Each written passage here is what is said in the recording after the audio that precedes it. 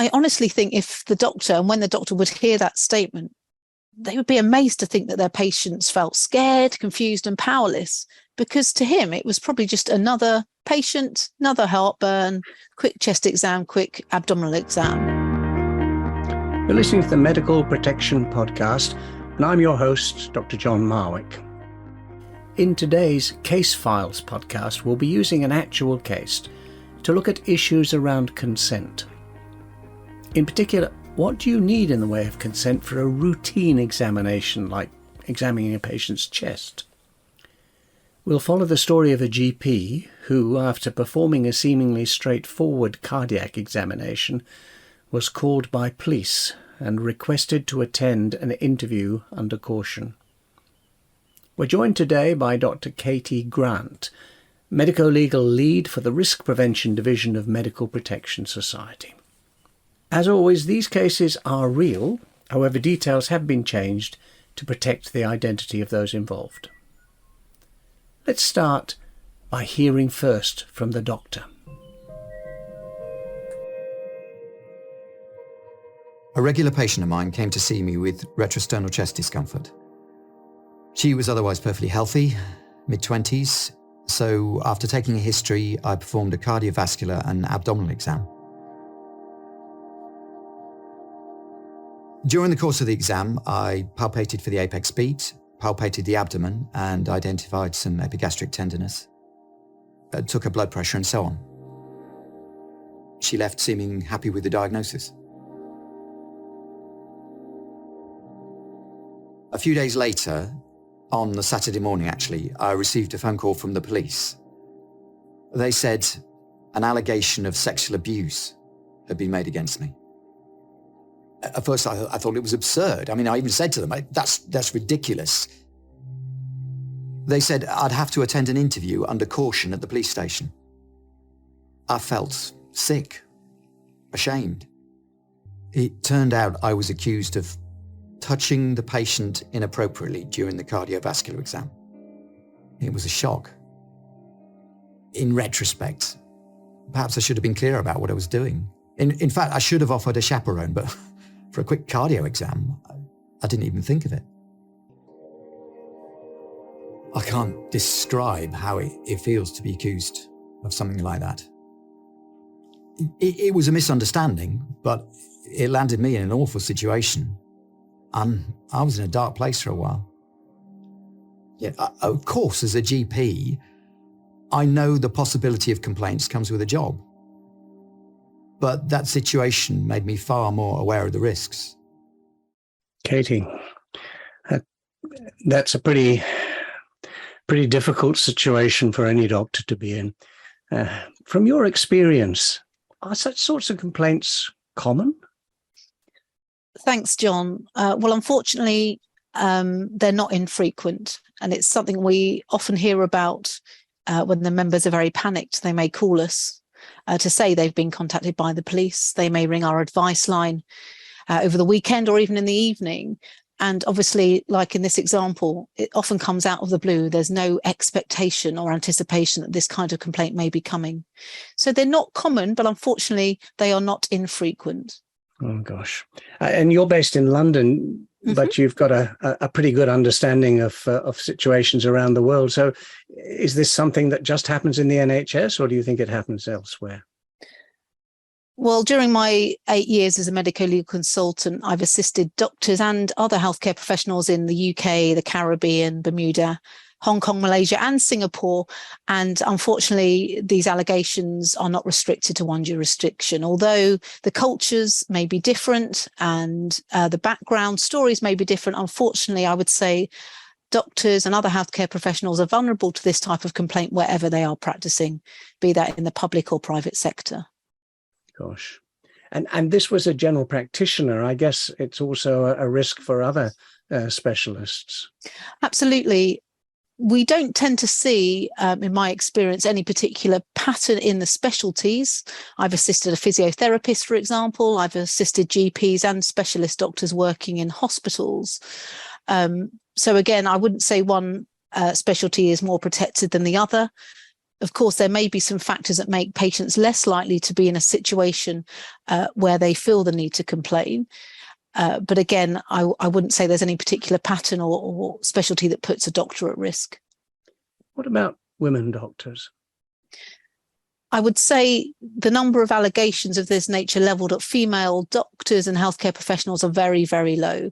The vast majority of cases, and the ones that I've personally dealt with, involve doctors who tend to be slightly older, and the patients in question tend to be younger females. So not only do you have the power differential sort of between doctor and patient, you also have an age differential and the gender gap. That tends to be, unfortunately, the overriding pattern that we see.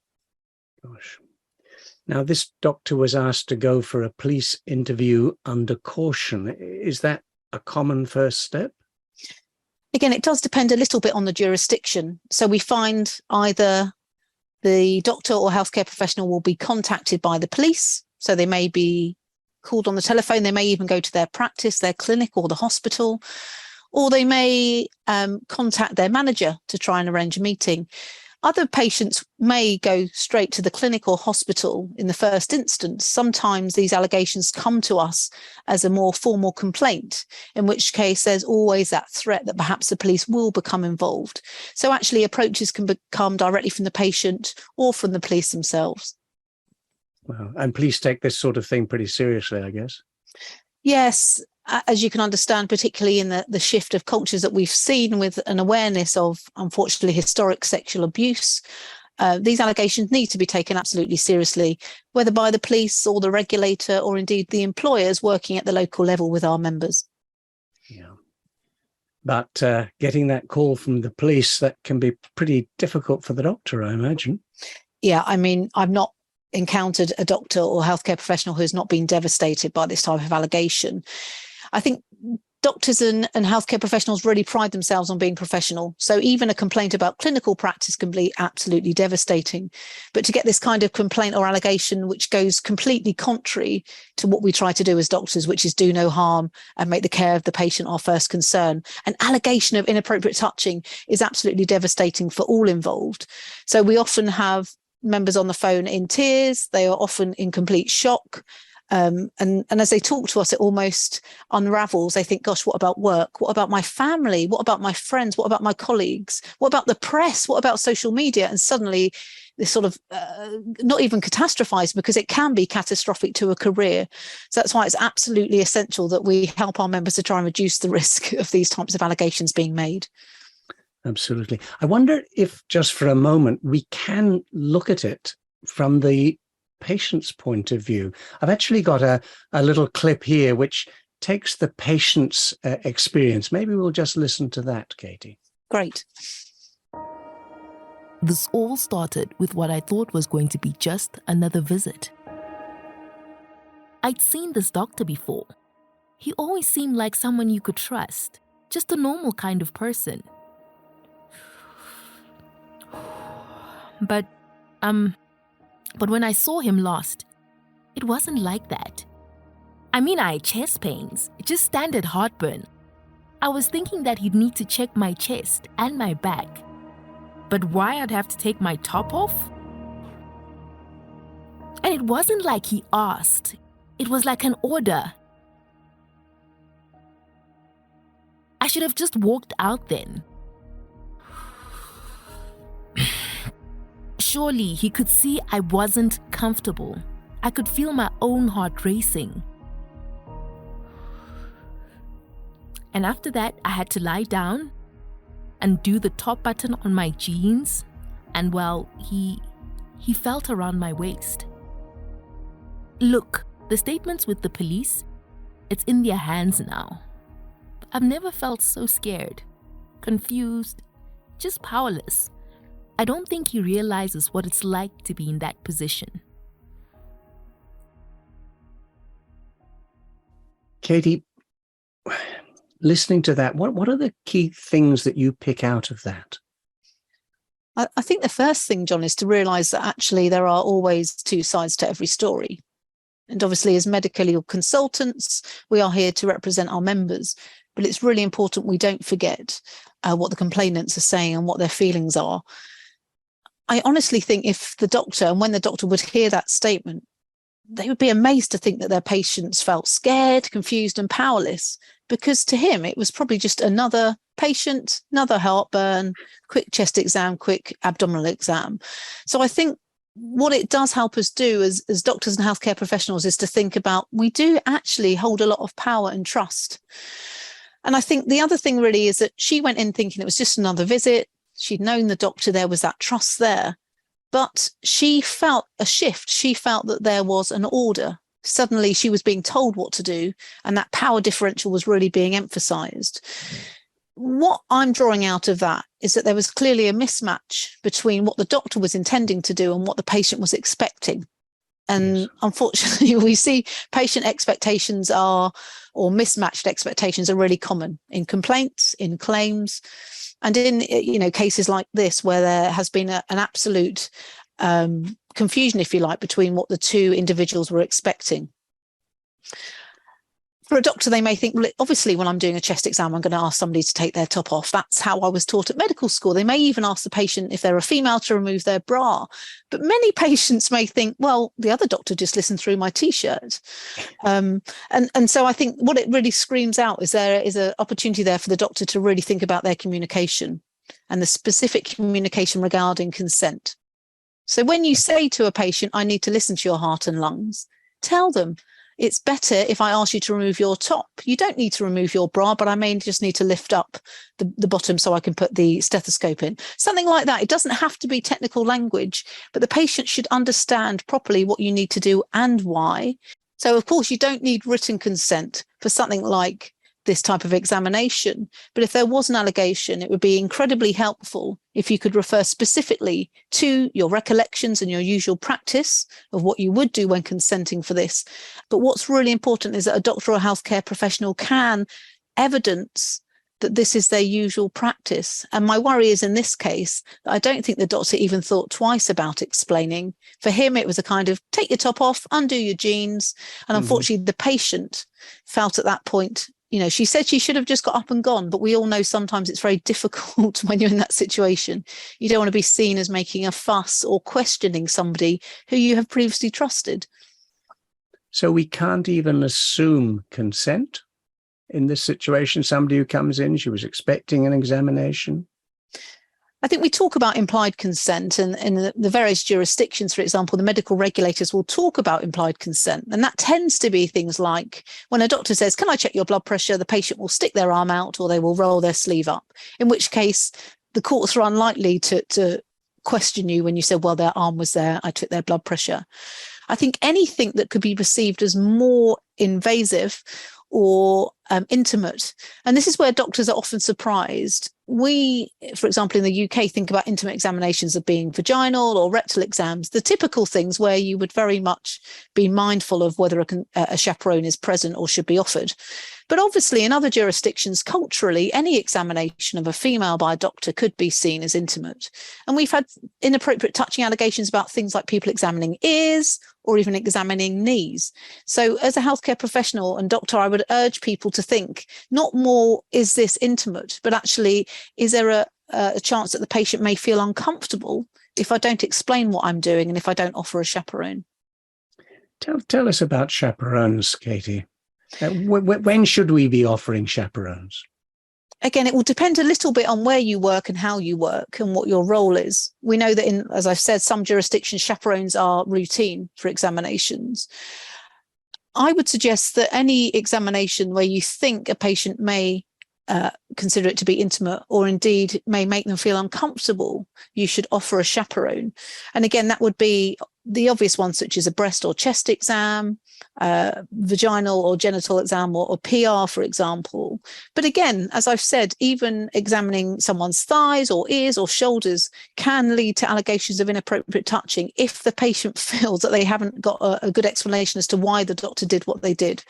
So I would make sure that you follow your local policy, be mindful of what your regulator says. But ultimately, if you offer a chaperone, and the patient declines it and you document that is one of the best ways to protect yourself. So I'd say there's no hard and fast rules. Like I say, just because you are not doing something traditionally deemed as intimate, that isn't protection against these allegations, unfortunately. And should female doctors do the same? Yes, I don't necessarily think that being of the same gender is any protection, because of course we know that allegations can arise from clinicians and patients of the same gender being in the room. Ultimately, I think I would make sure that I offer an independent chaperone for any situation where you feel the patient may be uncomfortable, or if looking back you may think, gosh, well actually, given that I was examining her chest, perhaps I should have offered a chaperone.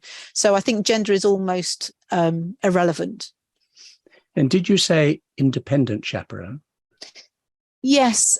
And what I mean by that is it shouldn't ideally be a member of the family or a relative, because of course a chaperone should understand what the basic mechanisms of the examination are. So it wouldn't necessarily be appropriate to say to a partner, would you like to come and chaperone while I examine your girlfriend's chest? Because of course it's unlikely, unless they're medical, that partner would know what a chest exam means. You know, it could mean different things to different people. So it should be somebody who's got an understanding of what the examination is, who's been trained as a chaperone, and who, if necessary, could give a statement or give evidence related to the things that happened during that incident.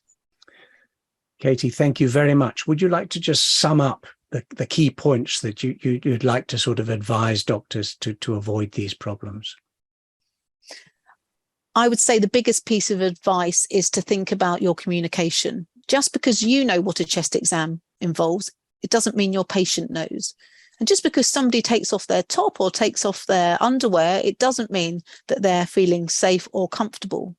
So make sure that you are clear and unambiguous in your consenting. I need to examine your chest. This involves me asking you to take off your t-shirt. And what I'm going to do is have a feel with my hands, and I'm going to listen with the stethoscope. Would you like a chaperone to be present? So communication is the key, and try and judge your patient's reaction. So if somebody does look worried or sad or seems reluctant to get undressed, ask them. Don't assume they're just shy. It's difficult for patients to verbalize their concerns in this sort of power differential situation. So if in doubt, ask, and make sure you document things. Katie, thank you so much for your time. It's been a very interesting discussion. Thank you, John. Well, there you have it. And I've got to say, as a GP myself, how devastating would it be to be charged with sexual assault, or to be requested to go and answer in a police interview under caution after what I thought was a routine examination. The impact would be dreadful. And it's interesting to hear it from the patient's point of view as well, that power differential that Katie talked about. I'm going to be very much more conscious in future of the suggestions that Katie made of clear communication about examinations, offering a chaperone, and making sure that I've got the patient's consent and that they're comfortable. I guess it's common sense, but in a busy day's practice, are we always thinking of these things? Oh, before we go, I should tell you that in this case, MPS was able to assist the doctor before and during the police interview, and in the end, no further action was taken. So that's the end of today's podcast. If you're a member of Medical Protection Society and want to know more about this topic, I really encourage you to look at the on-demand e-learning topics on PRISM under the topic of consent. A link for this training can be found in the podcast description. If you're new to these podcasts, maybe listening for the first time, make sure you subscribe to the channel to make listening easier in the future. You can access the podcast from all of your major applications, Apple, Google, Spotify, whatever. So, for more information about medical protection, please look for links in the podcast description. I've been your host, John Marwick.